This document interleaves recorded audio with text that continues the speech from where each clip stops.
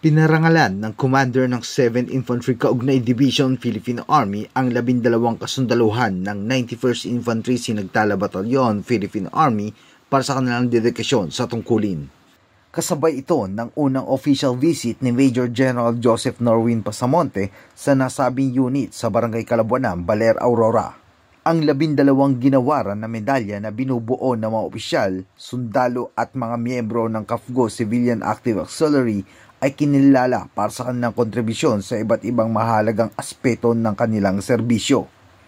Kabilang dito ang mabisang civil-military operations, malawakang community outreach programs at makabuluhang community development initiatives na nagdulot umano ng positibong pagbabago sa buhay ng maraming mamamayan sa rehiyon.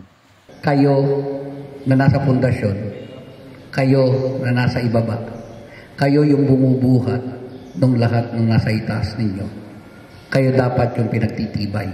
Kayo dapat yung binibigyan ng papugay. Kayo yung pinapasalamatan. So allow me to thank each and every Sinagtala trooper sa inyong accomplishment, sa inyong suporta sa campaign natin nung ako'y brigade commander, sa inyong walang kapagurang pag-ooperate. Maraming salamat sa inyo. Ang mga natatang individual na ito ay sumailalim sa pinakamataas na antas ng profesionalismo, dedikasyon at tapat na pagdilingkod sa bayan. Ang kanilang gawain ay isang patunay ng positibong epekto na maaaring maibahagi ng kasundaluhan sa komunidad at nag-iiwan ng isang pamana ng pag-asa at pag-unlad.